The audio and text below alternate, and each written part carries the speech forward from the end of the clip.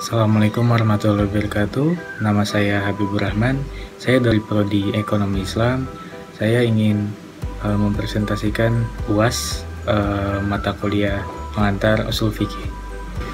Yang pertama saya akan menjelaskan tentang memberikan contoh tentang dalil yang ada di dalam Al-Quran yang menunjukkan kaidah-kaidah amr.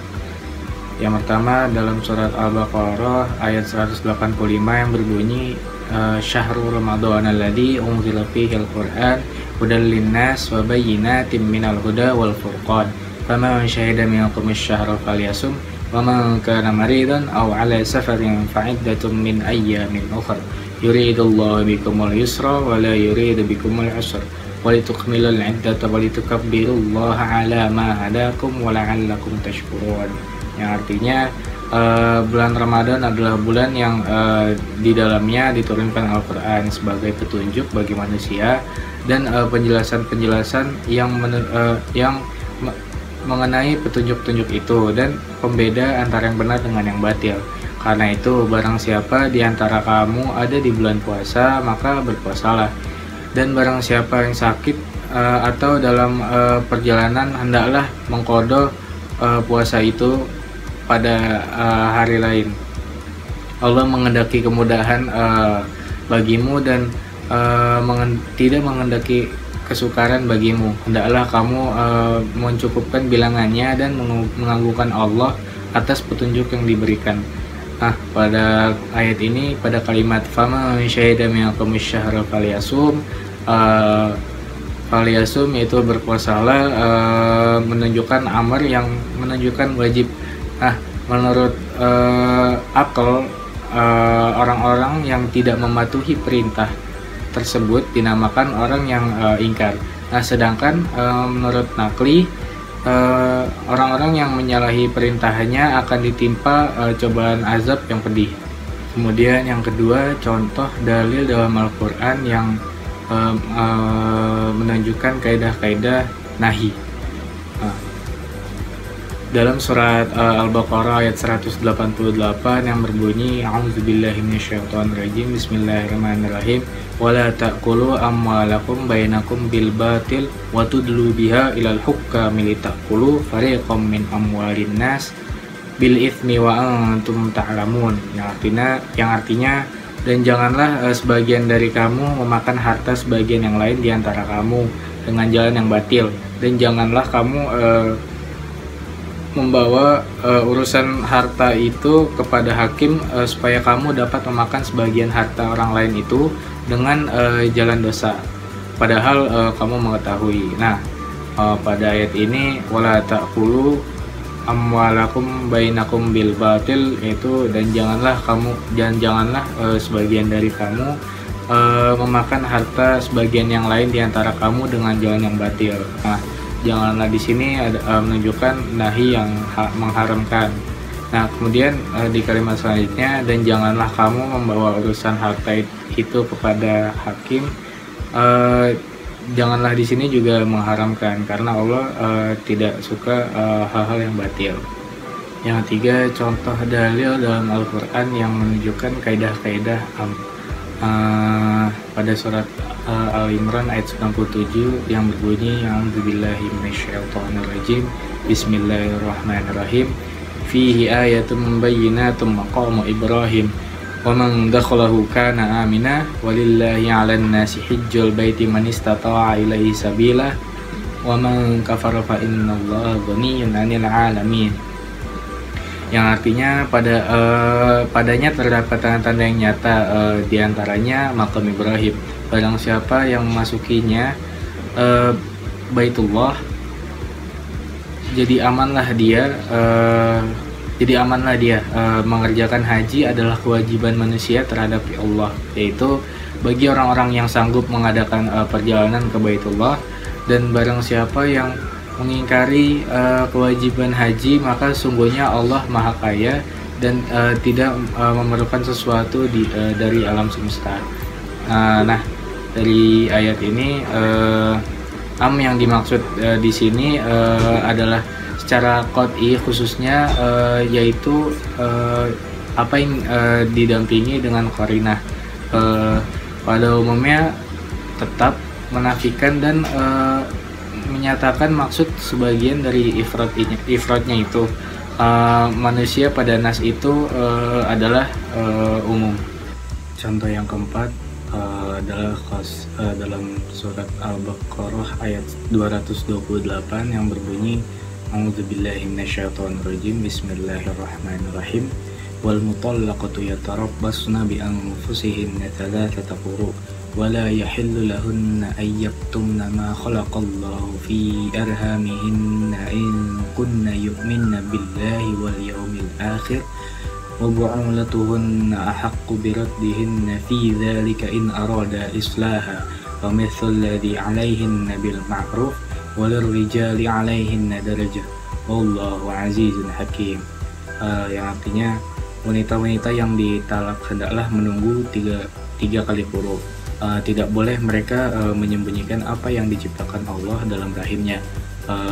Jika mereka beriman kepada Allah dan hari akhir,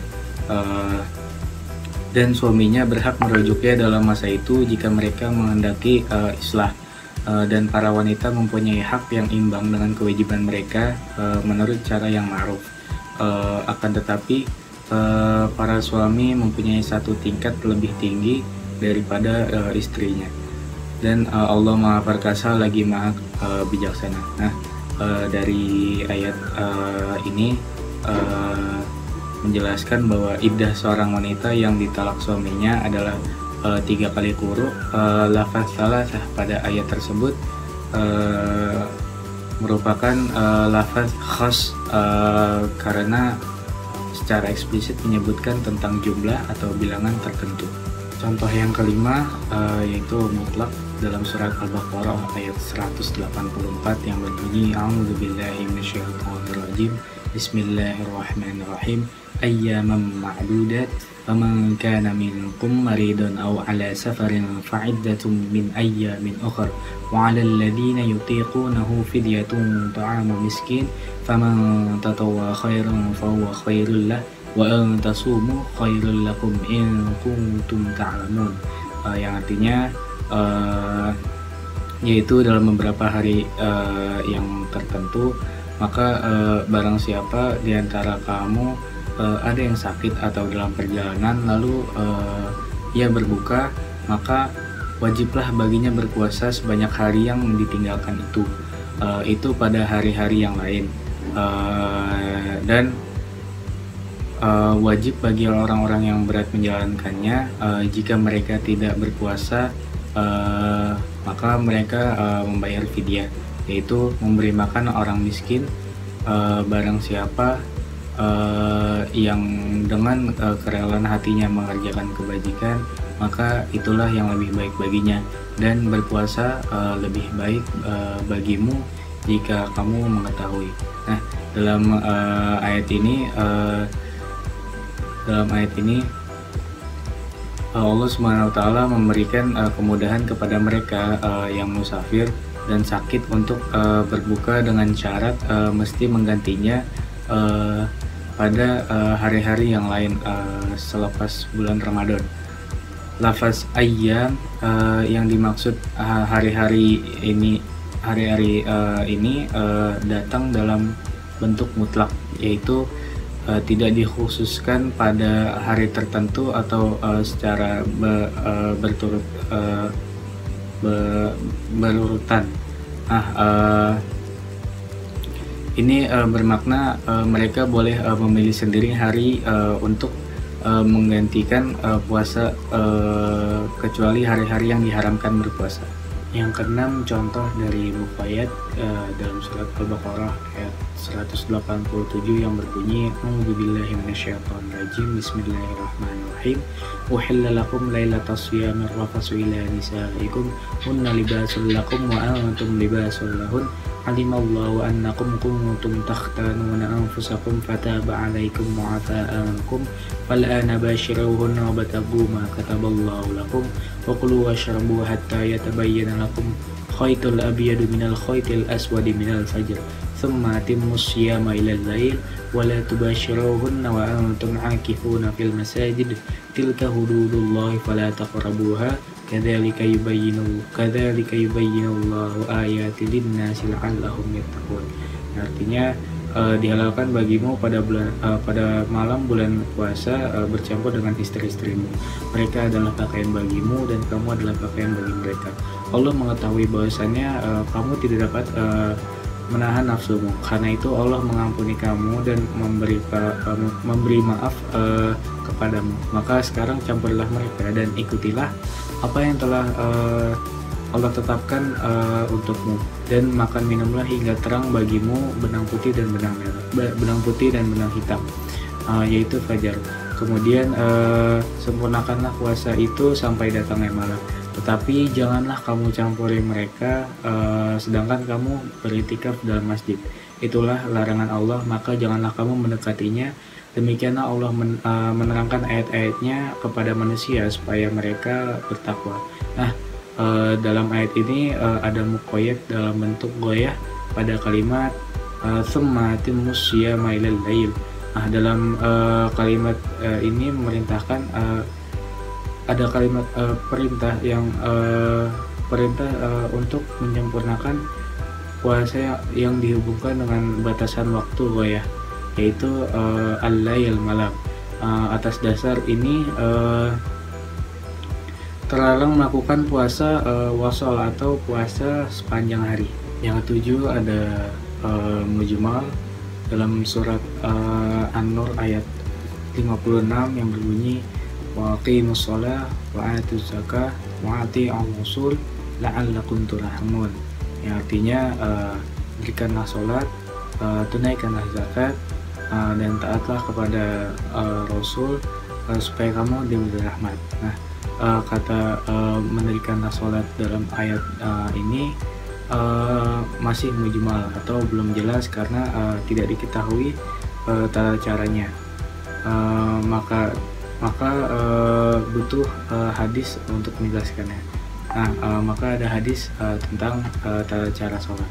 Nah, menunaikan zakat juga ayat yang belum jelas atau belum diketahui takarannya. Maka ada hadis tentang zakat ini. Yang terakhir contoh mubayyan dalam surat Al-Baqarah ayat 196 yang berbunyi faman lam yajid fasyamu thalathati ayyam fil hajj wa sabatin idza raja'tum. Yang artinya barang siapa yang tidak dapat membeli binatang kurban, hendaklah ia berpuasa 3 hari dalam masa haji dan 7 hari apabila kamu kembali. Yang demikian itu 10 hari yang sempurna. Nah, lafaz 7 dalam bahasa Arab sering ditunjukkan kepada banyak yang diartikan lebih dari 7. Untuk menjelaskan 7 yang sebenarnya, Allah iringi dengan firman-Nya 10 hari yang sempurna. Penjelasan 7 yang sebenarnya dalam ayat ini adalah dengan ucapan